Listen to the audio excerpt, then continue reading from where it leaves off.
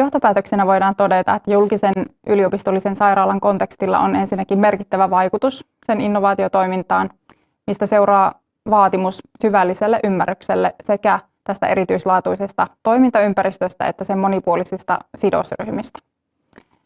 Innovaatiotoiminnan johtamisessa siinä on tärkeää varmistaa näyttöön perustuvuus, laatu ja läpinäkyvä toiminnan oikeutus.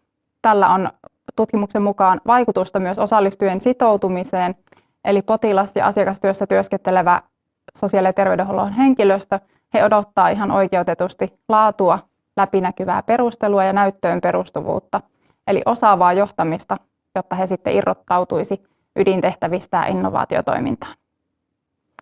Samoin mun tutkimuksessa nousi selkeänä esiin, että näissä organisaatioissa tyypillisesti vallitsevat hierarkkiset, byrokraattiset, eli nämä perinteiset käytännöt, ne usein hidastaa ja jopa estää innovaatioiden syntyä ja heikentävät yhdenvertaisuutta toimintaan osallistumisessa.